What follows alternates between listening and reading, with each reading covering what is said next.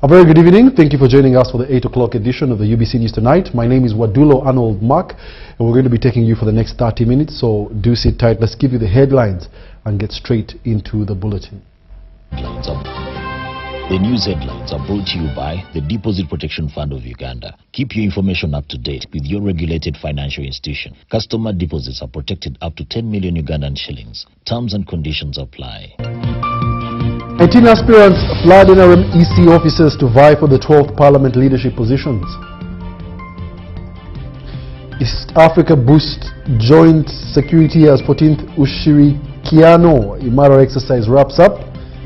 Residents of Nsowe Central Forest Reserve accuse officials of forced evictions. And Busoga rallies behind Olympic Toke run in bold push against malnutrition. Brought to you by the Deposit Protection Fund of Uganda. Keep your information up to date with your regulated financial institution. Customer deposits are protected up to 10 million Ugandan shillings. Terms and conditions apply. Good evening once again. Let's now give you the news in detail.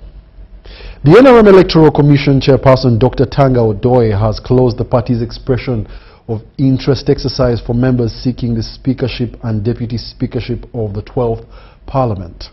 The process attracted 3 contenders for Speaker and 16 for Deputy Speaker. Among the 19 hopefuls are outgoing Defence and Veterans Affairs Minister Jacob Maxons Oboth and the outgoing Deputy Speaker Thomas Tayeba.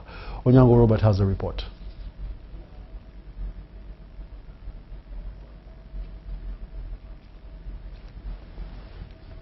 Offices in Kampala as party members rushed to secure last-minute party stamps for the positions of Speaker and Deputy Speaker. The 8-hour exercise attracted a wide range of aspirants and party members. The outgoing Parliament has done so well, and as far as legislation is concerned, the outlook, the presentation, the demeanor, the image we have given to the public is lacking.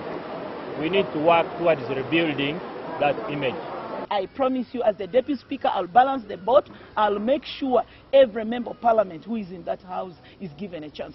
I look forward to having a Parliament accountable to the people, based on integrity. To thank them for giving us the chance to express ourselves, but tomorrow, to all members of the Parliamentary caucus who are the voters, to give me an opportunity to serve our Parliament and to make sure that we raise the bar.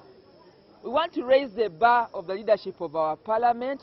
The outgoing Deputy Speaker of Parliament, Right Honourable Thomas Tayeba, and former Minister of Defence and Veteran Affairs, Jacob Oboth, arrived in a coordinated appearance, walking side by side.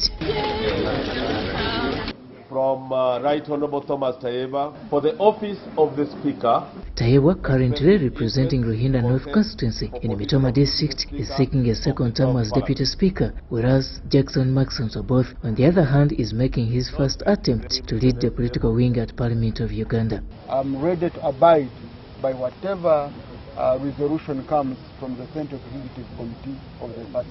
Whoever the party chooses as the candidate, I will 100% support and give my all. I also pledge to support whoever becomes the Right Honourable Speaker, and it is very, very important for the deputy to ensure that they support the principle. So at this point, it would not be necessary for me to pledge anything but patience, actually strategic patience, until the time comes when God will do what is able to do. And I want to thank you for your kind patience. Although the draw have reportedly been endorsed by the Patriotic League of Uganda Principal General Oscar Nugaba, sources indicate that a Friday's SEC meeting unanimously guided them to formalize their ambitions, a move that has been widely welcomed by party members. As I've come with impartiality, courage and fairness to the Parliament, I will serve it so well in the terms of legislating. I personally can't believe that we don't have women of substance in this Parliament who can take on the mantle of either Speaker or Deputy Speaker.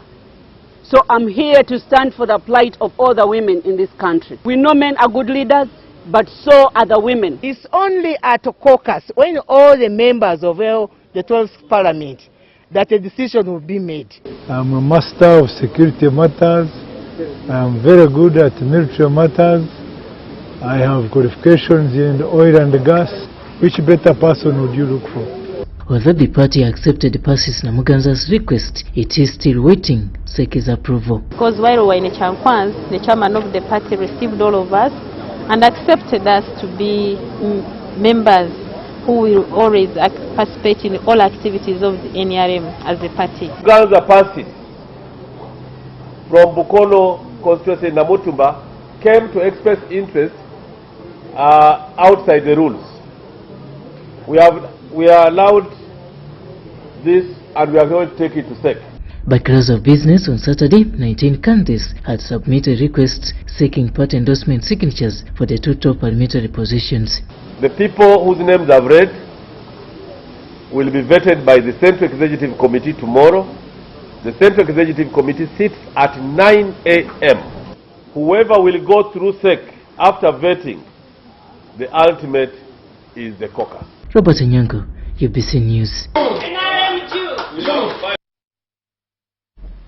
And more in our UBC News tonight. West Nile MPs have set the political stage for the 12th Parliament, electing new caucus leadership and rallying behind Terego District Woman MP Rose Obiga for Deputy Speaker.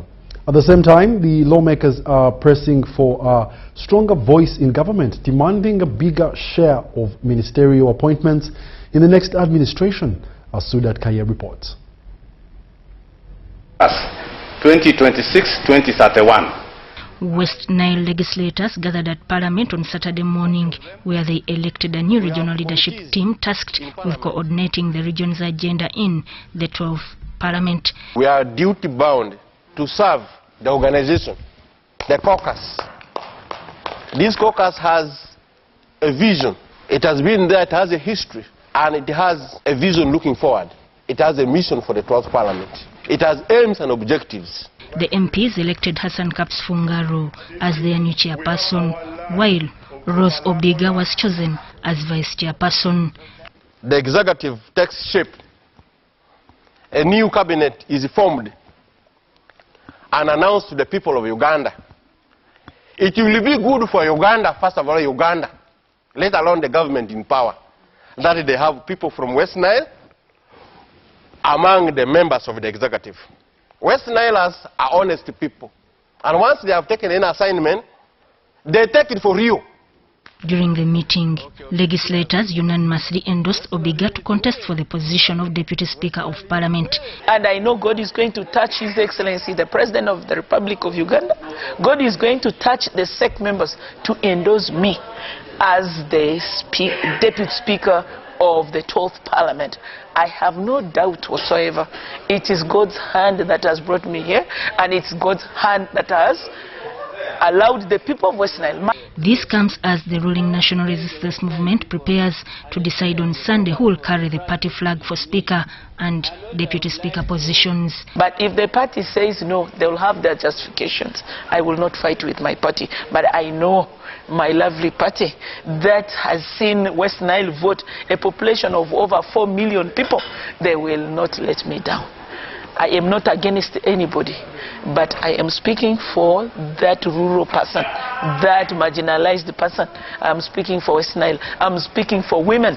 The MPs noted that West Nile once produced a Speaker of Parliament in the 6th Parliament, the late Francis Ayume, saying Obiga's bid presents an opportunity to restore and strengthen the region's influence in national leadership. You remember the late Right Honorable Ayume, Francis. The records are here, clearly speaking for generations and generations. That brain came from West Nile. Therefore, in the election for the speakership, West Nile has offered candidates, and particularly here we have a candidate for the deputy speaker position in the names and the persons of Honorable Rose Obiga. Chairperson Hassan Kaps Fungaro said the region is now focused on speaking with one voice as it pushes for a stronger share in the next government, including securing a full cabinet minister position. In the outgoing team, West Nile was represented by 4 state ministers and 2nd Deputy Prime Minister. However, leaders argue that the region's growing support for the NRM warrants greater representation going forward. As members of this caucus, we pledge our total support for the people of West Nile in doing, 1, lobbying for the people of West Nile, 2, bringing up the issues which are affecting West Nile, discussing it with the government, looking for solution of the issues which are affecting our people. We are the biggest caucus in northern Uganda. We are almost 40 members. We are bigger than the caucus of Lango, we are bigger than the caucus of Acholi, we are bigger than the caucus of Karamoja. But when it comes to dividing the national cake, it goes to Gulu, to Lango, Acholi, and other region. The legislators also revealed plans to actively lobby for more parliamentary committee chairperson positions in the new parliament. For UBC News, I am Sudat Kaye. Veteran politician Augustine Ruzindana, Uganda's first Inspector General of Government and a long-time anti-corruption crusader, has called for strict impartiality and integrity in the election of the next Speaker of Parliament. He says that whoever is elected Speaker must remain neutral while presiding over parliamentary business and firmly resist corruption in order to maintain public interest. His remarks come as members of the 12th Parliament prepare to convene on Monday, 25th May, to elect both the Speaker and Deputy Speaker.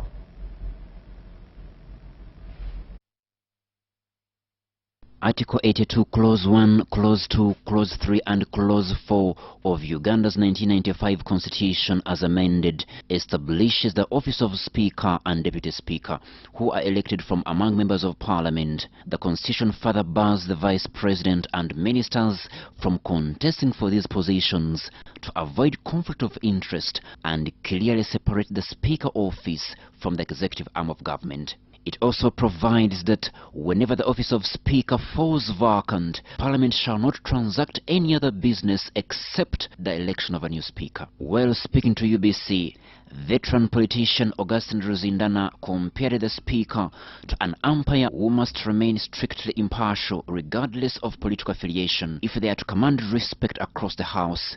The Speaker is not just a chairperson of debate, but the Speaker is an umpire. An umpire probably supports a particular club or team, but when they are in the football pitch, they must be seen to be impartial. And that's what the Speaker should be. For the Speaker to get the respect of everyone, the Speaker must not be seen as a partisan. The Speaker normally, when they are elected as Speaker, from that time they become Speakers. They are not MPs of a particular constituency or of a particular party. There is nothing wrong with a Speaker coming from the ruling party. But once that person becomes a Speaker, then he should not behave like an ordinary cadre of the party. Similar sentiments are echoed by civil rights activist Sarah Birete, who also emphasizes the need for neutrality and integrity in the office. The two liken these qualities to those of the Wapakabulus, who were associated with the responsibilities and prestige of the number 3 office. A Speaker of Parliament should be impartial in discharging their duties. Even when you have a partisan foundation, like this time coming from the ruling party, the way you conduct affairs should be non-partisan, impartial, non-partisan, and independent. We have had example of good speakers, like the late Wapakabulo. He was a senior member of the NRM, but he never sang partisan songs. When you see the speakers before, the late Wapakabulo, Honorable Sekandi, you will see the level that they would be respected by not only members of parliament but by the whole of society. And that's really what a speaker should be. He says the next speaker must be vigilant and committed to guiding fair and quality debates, a move he believes will help restore the image of Parliament following recent controversies. The speaker must be alert throughout, but the speaker must not be seen to take sides in the debate. Now, some others who have come later had no established reputation yet, but they had an opportunity to establish a reputation, and some of them have failed. Crispus Arinitwe, reporting for UBC.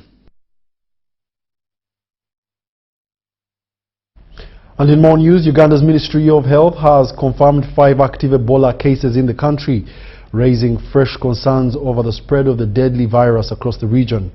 Health officials say that the confirmed cases include a driver linked to the first Ebola victim, a health worker who handled the patient, and a Congolese national who has since returned to the Democratic Republic of Congo. Speaking during a high-level regional meeting attended by health ministers from several African countries, the Permanent Secretary Dr. Diana Atwine said that efforts are underway to strengthen cross-border surveillance and contain the disease. She also revealed that development partners have pledged over $214 million to support Uganda's Ebola response. Dr. Atwine is now urging the public to remain vigilant and strictly observe Ministry of Health guidelines as authorities intensify efforts to prevent further spread of the disease.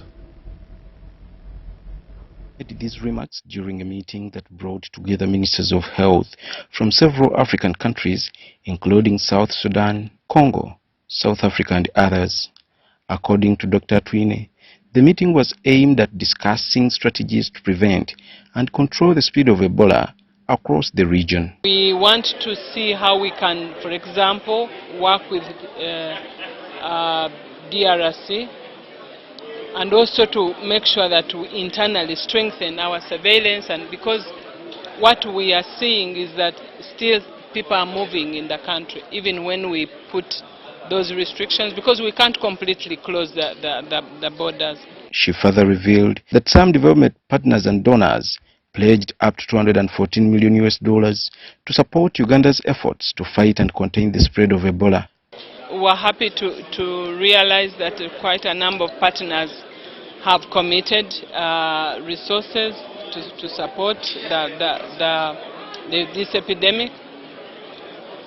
But the most important thing is really to lay strategy on how to approach this epidemic in a practical term, real practical terms. Dr. Atwine also noted that plans are underway to support the Democratic Republic of Congo in controlling the outbreak, explaining that as long as Ebola remains active in neighboring countries, Uganda remains at risk. We have realized that we cannot be safe, or no individual country can be safe when the neighbors are not safe.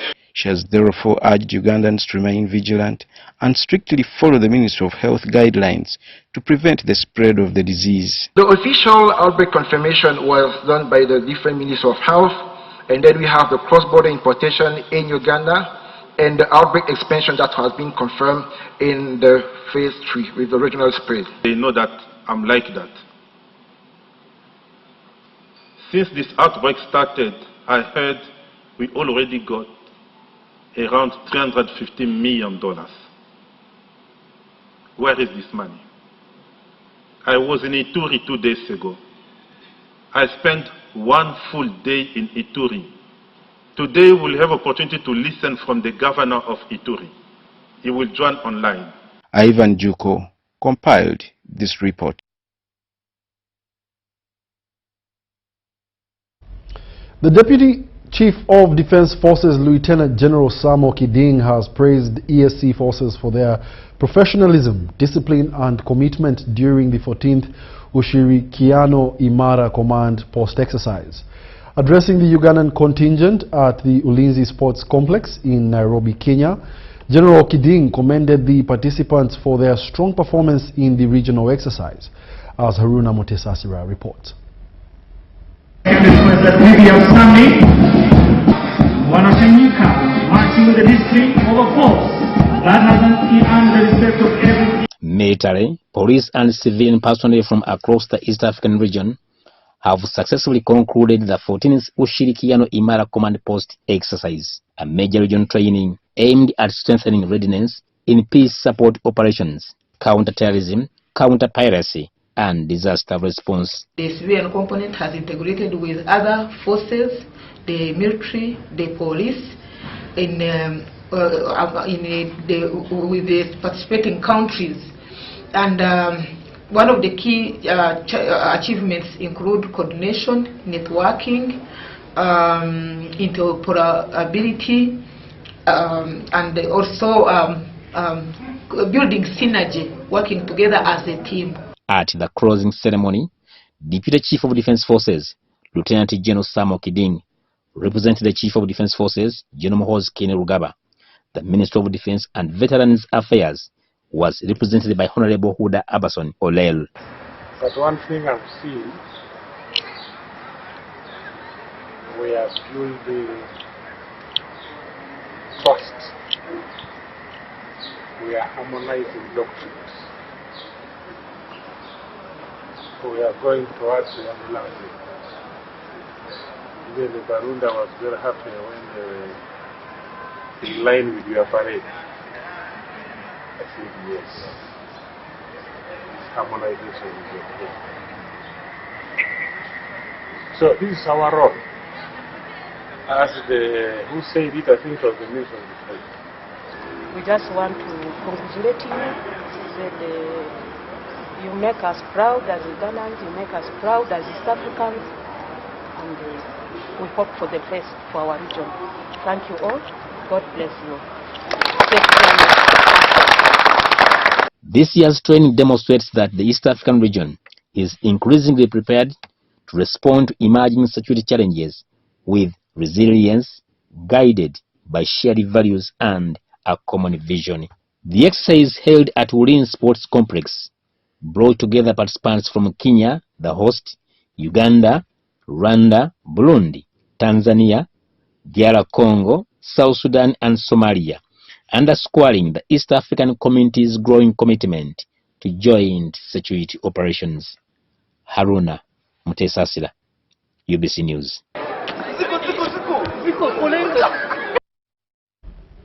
Uganda's top women in the judiciary are pushing for a shift beyond numbers to real influence in the justice system. The Honorable Lady Justice Olive Kazarwe Mokwaya has called for stronger empowerment of women judges, saying that true gender equity in the judiciary goes beyond representation. Speaking during a handover ceremony where she assumed leadership of the International Association of Women Judges, Justice Kazarwe emphasized that having more women on the bench is not enough to advance gender-inclusive justice unless they are fully empowered to shape outcomes and decisions. Has made significant progress in gender representation, with women now constituting more than half of the country's judges and judicial officers. However, in many communities, widows and daughters continue to face challenges in accessing inheritance, particularly land, often due to entrenched customary practices. While gender equality remains at the forefront of national and global conversations, a key question persists: does increased representation in the judiciary automatically translate into justice for the most vulnerable? The numbers are good, but we need to be empowered. You see, in this room, it's just a handful of us. There are many of us out there. I think female judges, female participants, we are about 100. Around there, around there. The Honorable Lady Justice Olive Kazarwe Mokwaya acknowledges that the representation alone is not enough, but emphasizes that it remains a vital foundation for meaningful change. There are spaces we must have women who need a response from us. So we are saying we are available to teach, to encourage, to empower, so we can bring equity in this space. Ours, usually, because we are women judges, we are limited, so we can train, we can equip, we can empower, so that women are able to respond better to the service of women's yes. The principal judge, Lady Justice Jane Frances Abodo, underscores mentorship as a key driver in strengthening women's participation and effectiveness within the justice system.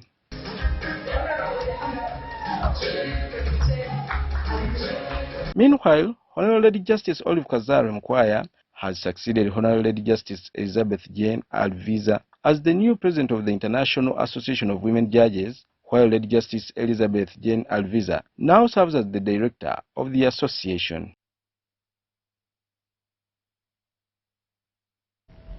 Outgoing Vice President of Uganda, Jessica Alupo, has applauded faith-based institutions for their continued contribution towards national development, peace building and socio-economic transformation in the country.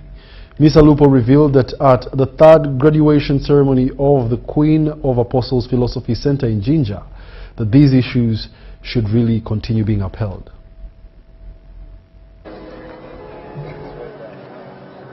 Speaking during the third graduation ceremony of the Queen of Apostles Philosophy Center in Jinja, outgoing Vice President of Uganda, Jessica Alupo, described the church as a key partner in promoting education, health services, wealth creation, moral values and discipline among citizens. The graduation ceremony was held under the theme, Rooted in Wisdom, Set for Transformation Service. A total of 56 students graduated with degrees in Philosophy of Arts, Philosophy in Peace and Security, and Philosophy in Social Sciences. Alupo noted that the Queen of Apostles Philosophy Center, established in 1989 by visionary missionary congregations, has grown steadily after its affiliation with Pontifical Urban University in Rome and mentorship under Uganda Matters University. The outgoing Vice President emphasized that Uganda's youthful population presents both an opportunity and a responsibility for leaders in government and the church to nurture productive and disciplined citizens through education and skills development. I implore you to emulate your notable alumni, Bishop Dominic Abu, who has greatly inspired many hearts and served the society with humility. I thank you, Bishop, for the great work you are doing in Karamoja, especially in fighting against food insecurity. I've seen you in people's gardens. I've seen you meeting farmers. I've seen you requesting for tractors, seeds for the people of Karamoja so that they can learn to work hard to produce food which is sustainable enough to make them live lives worthy living. Alupo added that institutions that combine academic excellency with moral values are vital for Uganda's future, saying the country needs leaders who demonstrate integrity, accountability, innovation and compassion. Today you receive certificates and degrees, but more importantly, you receive responsibility. Society expects you to become ambassadors of integrity, wisdom and service. The world does not only need brilliant minds, it needs trustworthy people. Uganda needs learners who reject corruption, promote accountability, protect human dignity, and work for the common good. She further highlighted that the government of Uganda, under the leadership of President Yoweri Kaguta Museveni, remains committed to socio-economic transformation through Vision 2040 and the national development plans, with a strong focus on peace, security, human capital development, and wealth creation.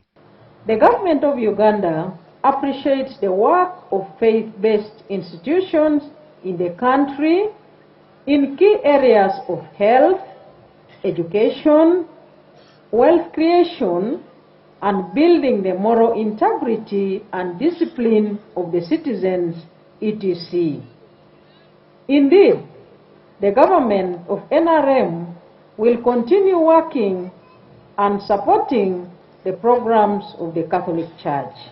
The Vice President also commended the management and Board of Trustees of the Philosophy Center, lauded for its strategic plan to transform the institution into a full-fledged university.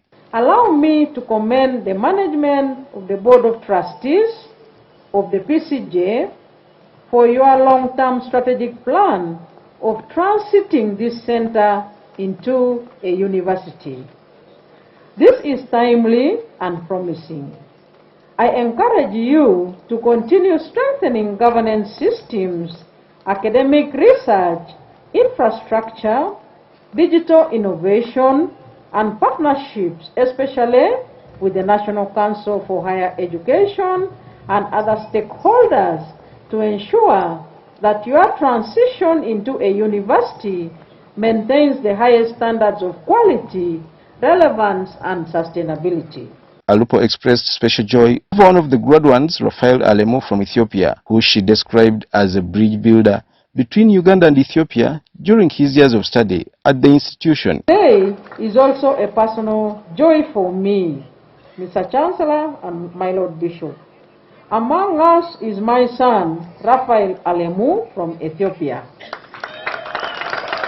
We have motivated our young people to understand opportunities available between our two countries and the region as a whole. I want to greatly congratulate you upon this milestone. In his homily, Bishop Dominic Eibu urged the graduates to use their knowledge and talents in service to Christ, the church, and the wider community. So therefore, my dear graduates, as you come out there, as you go out there to different places, bring with you a transformation that we expect of your studies. Be practitioners of the values learned from philosophy. Meanwhile, Reverend Professor Maville John Chrysostom, chairperson of the Governing Council of the Philosophy Center, thanked Ms. Alupo for presiding over the ceremony and encouraged the graduates to remain connected to their alma mater as it transitions into a university. Kenneth Tanaba compiled this report. The Office of the Prime Minister has wrapped up a 3-day health outreach in Nakivale refugee settlement in Isinjiro district as part of the activities marking the International Candlelight Memorial. The campaign led through the OPM HIV/AIDS Committee is part of the ongoing efforts to strengthen HIV awareness, expand testing services, and support Uganda's goal of ending AIDS by 2030. The outreach brought essential health services closer to thousands in the settlement, underscoring renewed commitment in the fight against HIV/AIDS. According to Dr. Agrengobi, the outreach is part of broader efforts to improve HIV prevention and access to health services among refugees and host communities. As you see, many people are here. This is like an underserved area, and they are very eager to receive the services we brought. They've gathered. We are handling HIV/AIDS, TB. We are handling eye checks, that is ophthalmology, dental, and the other comprehensive primary health activities. It's a camp that I would feel that we should continue once in a while conducting in this refugee settlement. But the medical camp is not only managing HIV/AIDS testing, it's also we are also testing TB. We are also testing cancer screening for cervical cancer and breast cancer for our women who are the majority. Officials report that more than 1,300 people were screened for HIV over the 3-day health camp, with other medical conditions treated, including a 2-day emergency surgical operations. The Assistant District Health Officer for Isinjiro District, Amos Mutunji, commended the Office of the Prime Minister for organizing the health camp, but urged government to upgrade Nakivale Health Center 3 to Health Center 4 status, citing the increasing patient load. If it was a center for staffing, it would up at least many staff who can accommodate it. So we request the government, if in its way they can give us a center for Nakivale, to make sure that all refugees and other nationals are served at the same time.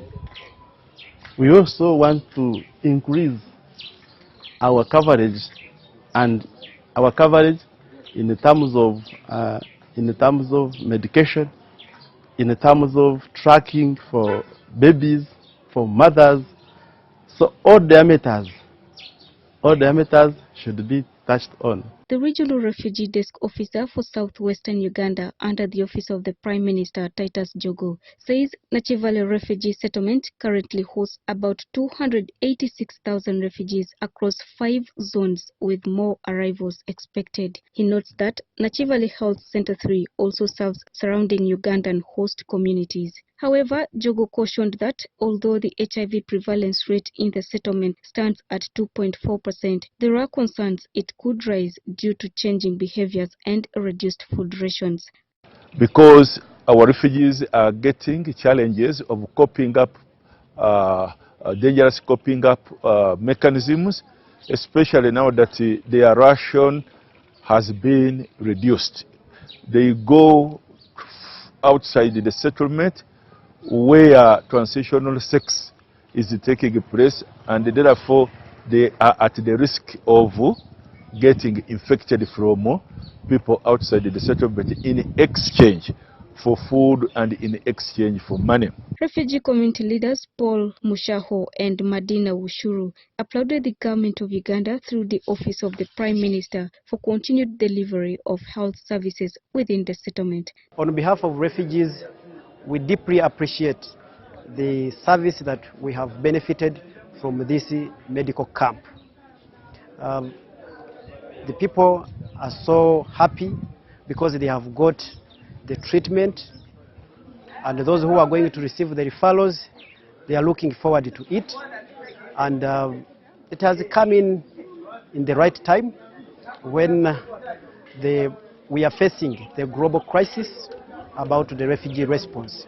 Mimi lakini nafurahi sana zaidi kama anaendelea hivi anasaidia sisi, mimi nafurahi sana. Asante na karibu anaona sisi. Shukran. Thank you so much. You are coming, you are visiting for us. Thank you so much. Nachivale Refugee Settlement, a 71 square mile facility established in 1958 in Isinjiro district, remains one of Africa's oldest refugee settlements. It operates under Uganda's self-reliance model and hosts approximately 286,000 refugees from countries including the Democratic Republic of Congo, Burundi, Somalia, Rwanda and Ethiopia, who are allocated land for farming and settlement.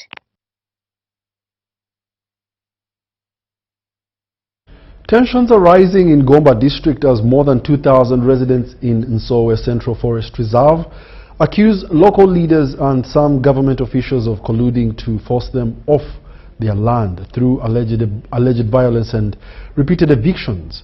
The residents claim that they are being embarrassed, or harassed rather, despite what they say are presidential directives allowing them to stay and continue farming activities following their eviction by the National Forestry Authority in 2016.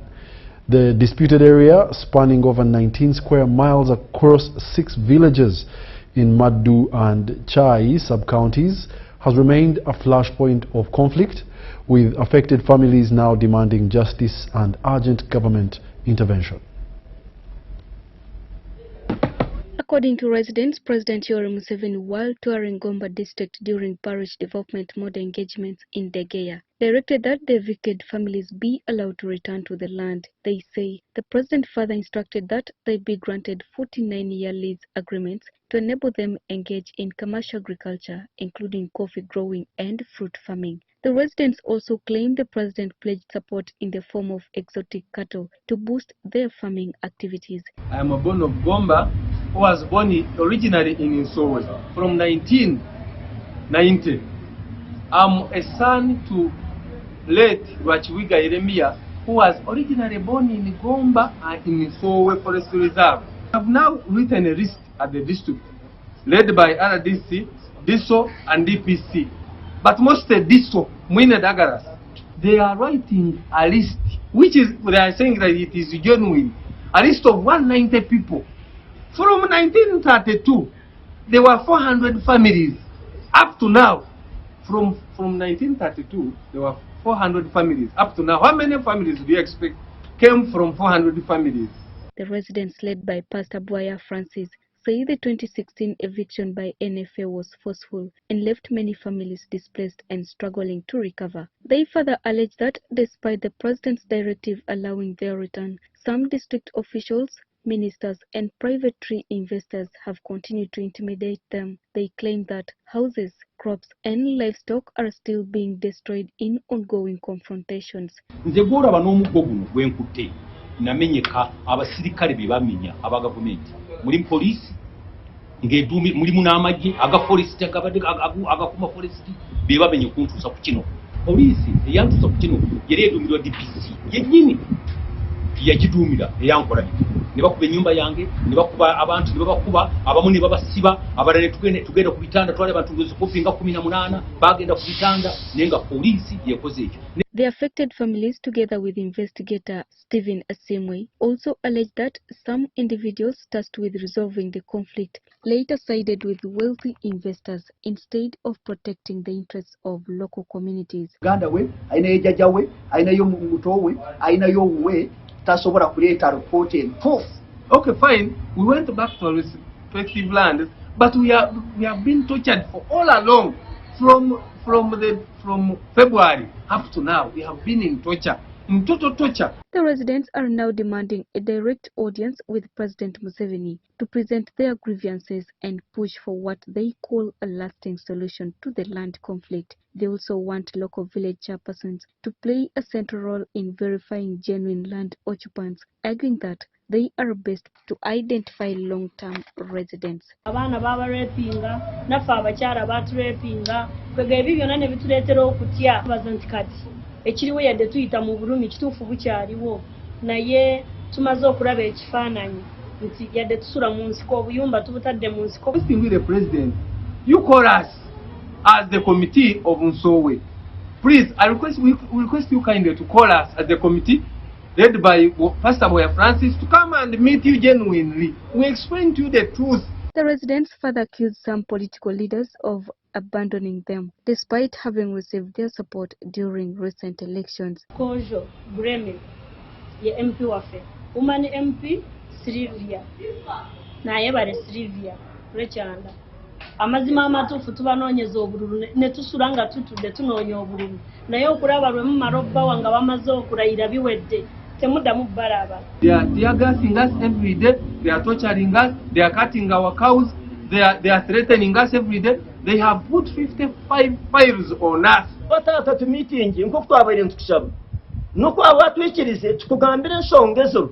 Konka district tekatwita mukamanyi. District tekatwita. The dispute remains unresolved as residents continue to seek government clarification on the implementation of President's directives and protection of their land rights. Jamil Sekaja compiled the support for UBC.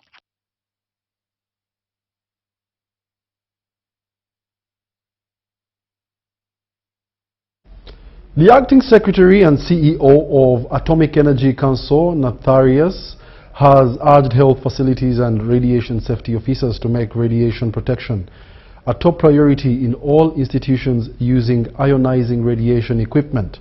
Speaking at a regional training workshop in Barara, he said that medical facility owners must ensure patient, worker and public safety through proper equipment standards, protective gear and qualified personnel. He noted that radiation safety compliance has significantly improved since the Council began regulatory operations in 2011, boosting public confidence in diagnostic and treatment services across Uganda.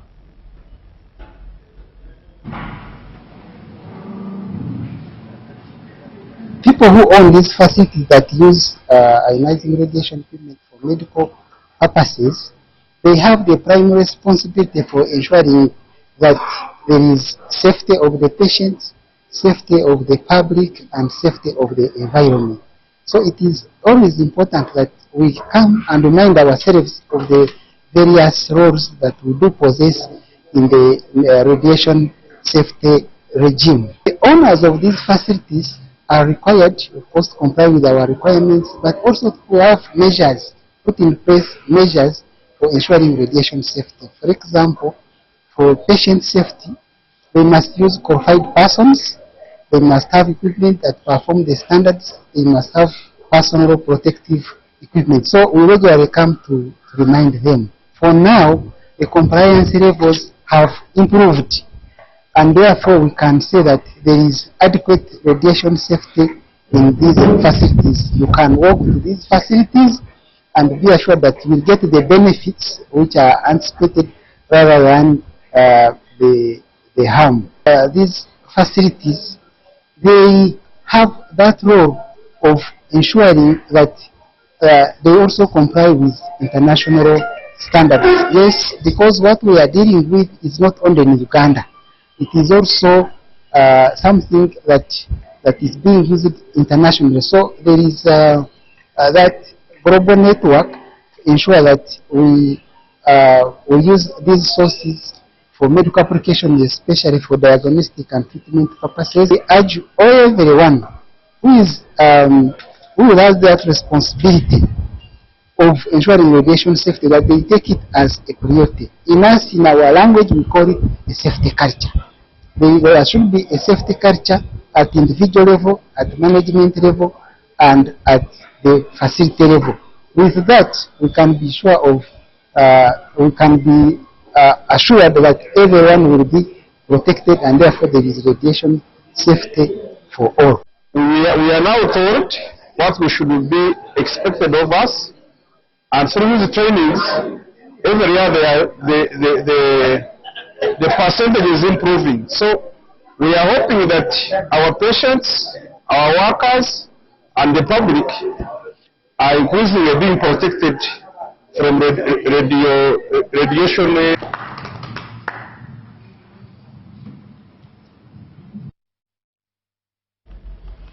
The first ever ICT digital hub in the 23 core PTCs commission for Moroto Core Primary Teachers College in Moroto Municipality, Karamoja Sub-Region has been launched. Funded by UNICEF with support from the Embassy of Ireland, the hub is aimed at improving digital literacy among teachers and students at the training school. An ICT digital hub equipped with 40 computers and laptops, a projector and internet connectivity has been launched at Moroto Core Primary Teachers Training College in Moroto Municipality, Karamoja Sub-Region. The facility is the first of its kind among the 23 core primary teachers college across the country. The hub was donated by UNICEF with support from the Embassy of Ireland to strengthen ICT skills in teacher training institutions and promote digital learning, especially in hard-to-reach areas. Beno Steve Kamwesonywe, the principal of Moroto Core Primary Teachers Training College, welcomed the initiative, describing it as a major step towards improving digital learning and teacher training in the region. And this program is meant to benefit blended learning through distance education. Train teachers on how to use ICT in teaching. According to the Vice Chancellor of the Uganda National Institute for Teacher Education, UNITE, Professor Betty Uzati, the hub will also support and coordinate remote learning. It has a potential to reach out to teachers through the coordinating center, because they can congregate in the center and somebody can give a lecture from the hub. So that is one way of reaching out to the teachers. Instead of them moving to one place, they will be at their centers. Zati adds that UNITE has partnered with Mary Immaculate College in Ireland to conduct seminars aimed at strengthening tutors' capacity in teacher education. So it will be UNITE together with Mary Immaculate facilitating seminars on key areas that the lecturers feel they are still weak in. The Commissioner for Teacher Education and Trainer Development at the Ministry of Education and Sports, Dr. Annette Mugisha Kajura, says UNITE will also train lecturers to enhance digital competence in teacher education. I think that all the teachers in the region, if they are serious, they are going to tap from the blessing that we have gotten this hub here at Moroto. Kajura says plans are already underway to roll out seminar facilities to other teacher training colleges across the country. The initiative also includes a renovated conference room fitted with modern facilities, while internet connectivity will be extended across the college campus, the demonstration primary school and staff residences.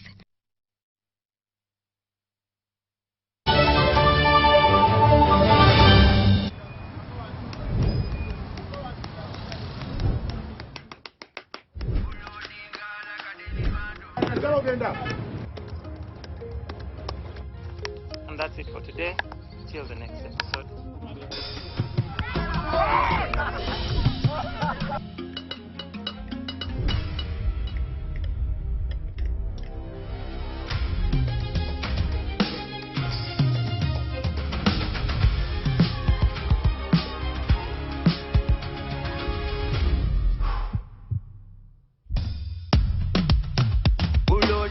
Like a daily bando, like a daily bando, like a daily bando. Omulirongo ulira muli mumutima kukankana like drums. Kalakata, kalakata, enendungo ya kusabula. Mikono free of fire, free of fire, free of fire.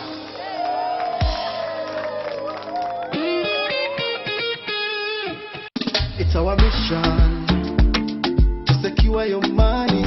Protecting your money is as important as earning it. It is for this reason that the Deposit Protection Fund of Uganda, DPF, was established by the government of Uganda to provide deposit protection to customers of regulated financial institutions. In the unlikely event that your commercial bank, credit institution or microfinance deposit-taking institution fails, the DPF will pay you up to 10 million Uganda shillings. Keep your personal information such as national identification number, mobile phone or an alternative bank account updated with your banker. Terms and conditions apply. For more information, contact DPF at Aha Towers, Plot 7 Lodell Road, Kampala. Call 0312-206-400 or visit our website at www.dpf.or.ug. We are the DPF. We protect your money.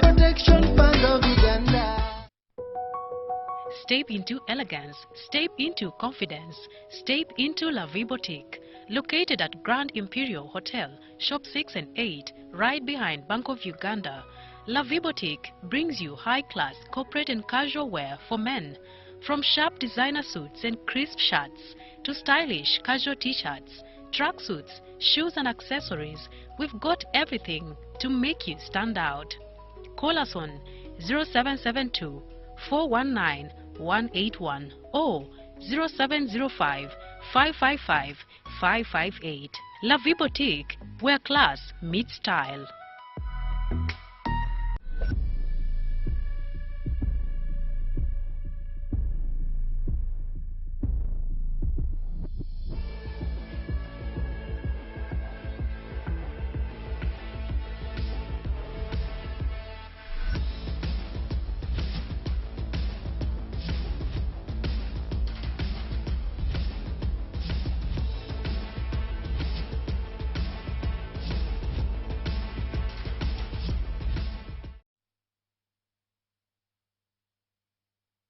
So, Mutiara. Yes, Daddy. You know the children are going back to school and things are a bit tight. Huh? For now, why don't you take half of the fees to junior school, and for the school van contribution, we shall pay later. Huh? Daddy, why don't we pay using MTN Momo, where we stand a chance of winning school fees for a whole year and more? By the way, you can also apply for a school fees loan, and also participating schools can win a school van. That's right! Win school fees for a whole year and more. Get Momo goodies and a school van for participating schools. You can also apply for a school fees loan. Simply dial *165*80# or use the Momo app.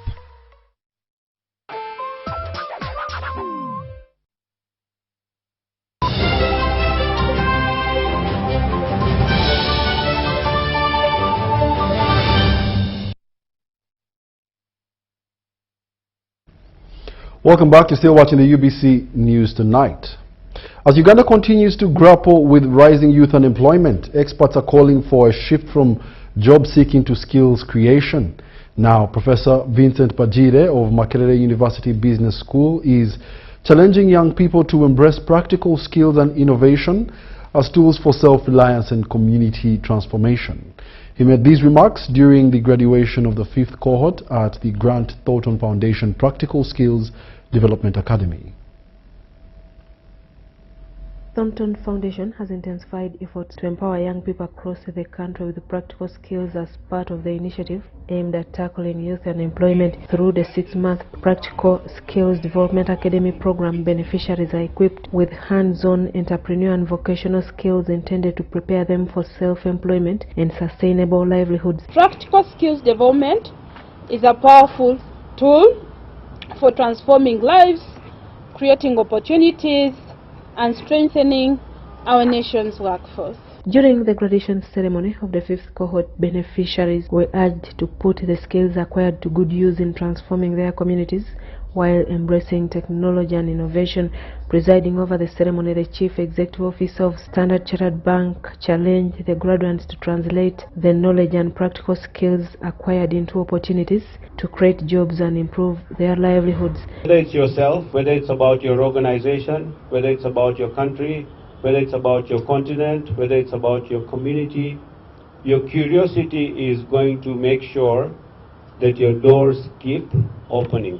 He also cautioned youth against excessive use of non-productive social media platforms, urging them to embrace artificial intelligence as a tool for innovation and personal growth. I and many corporate leaders we are going to hire people who use AI. If your hand is not up in the perspective of AI, your best before date has gone. Professor Vincent Bajire from Makerere University Business School described the initiative as timely, especially at a time when the country is grappling with rising unemployment levels. He called upon the beneficiaries to become ambassadors of positive change within their communities. You are the ambassadors of the academy. Go out there and shine. Go outside there and be the ambassadors of the academy. Vicky Kemigabo explained that integrity, discipline and commitment are some of the key qualities considered during selection of participants for the program. As you progress in your careers, remain guided by integrity, professionalism, continuous learning and excellence. No matter however intelligent you are, whatever grade and the class you have, or whatever master degree that you have, but that element of ethics and integrity is like a salt that will, take you ahead of many others. Some of the graduates expressed gratitude to the foundation, saying the initiative has equipped them with practical skills that will enable them to become self-reliant and economically empowered. You taught us professionalism, you taught us teamwork, you taught us discipline, communication and the importance of integrity in the workplace. And trust me, every single one of these expectations was met. A total of 25 youth graduated from the 6-month skills development program under the 5th cohort. Introduced in 2023, the Grant Thornton Foundation Practical Skills Development Academy has so far empowered more than 100 youth with practical and entrepreneurial skills. Susan Naung and Andrew Sebira reporting for ABC TV. There you go. Congratulations.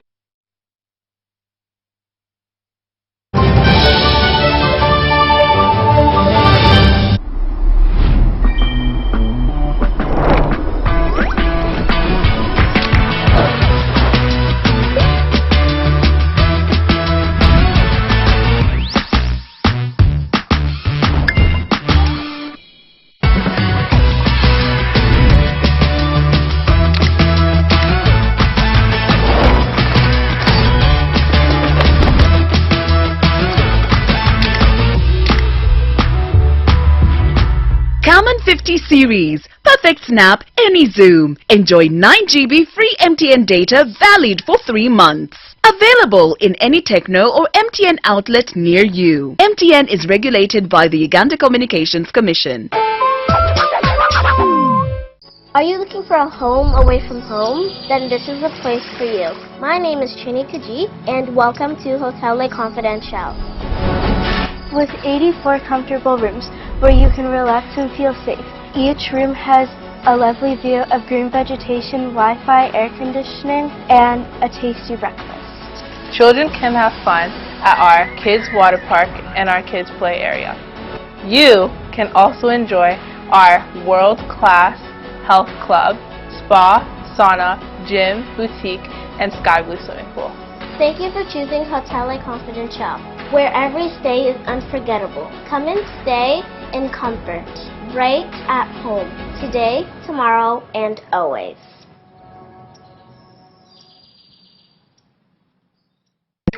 In a fast-moving world, why are we still stuck with paperwork? Signing here, stamping there, moving from office to office. It's exhausting. Now, there's a better way. With UG Pass, you can securely prove your identity, sign documents, and access government services anytime, anywhere. No delays, no stress. Everything is instant, safe, secure, and government-backed. UG Pass, your identity secured. Available in the Apple App Store and Google Play Store. UG Pass is a product of NITA Uganda.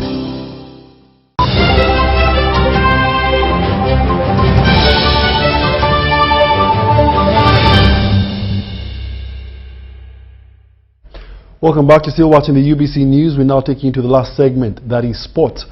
The Uganda Olympic Committee, in partnership with the Banana Industrial Research and Development Center, BARDIC, has intensified preparations for the 2026 Olympic Day Toke Run, scheduled for the 20th of June in Bushenyi District. More details in this report. Held under the theme Move, Learn and Discover for Nutrition Care, the run seeks to promote healthy living, proper nutrition and support Ugandan athletes ahead of major international competitions, including the Commonwealth Games in Glasgow and the Youth Olympic Games in Dakar. The Uganda Olympic Committee's Nutrition Ambassador, Professor Reverend Florence Isabide Muranga, continues to champion the national campaign against nutrition through sports and community mobilization. This campaign is not only about the sportsmen of today, but the sportsmen of the future, and they who come from anywhere, including Soga. We have put in 400 million.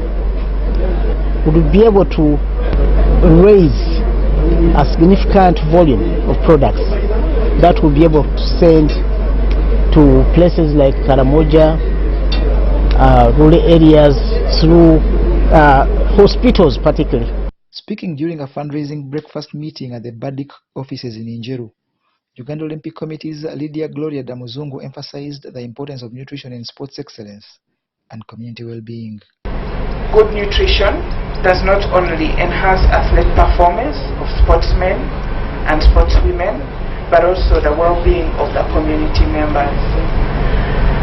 Our partnership symbolizes our shared commitment to harnessing sports as a vehicle for transformation, opportunity, and national pride.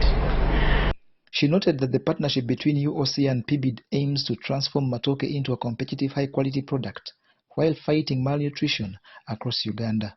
The event attracted religious leaders, sports officials, and local leaders from Busoga region, all pledging support towards the initiative.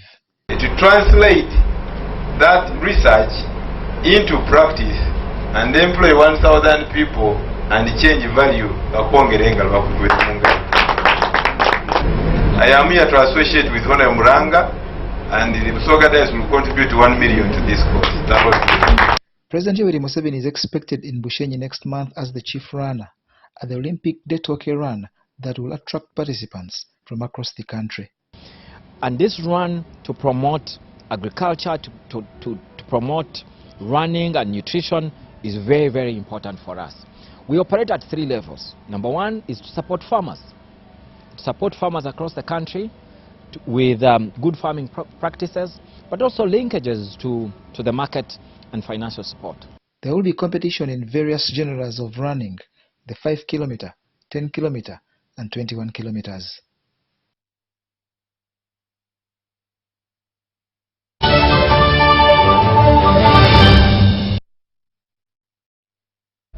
And that brings us to the end of our UBC 8 o'clock edition. My name is Wadulo Arnold Mark, and catch you at 10.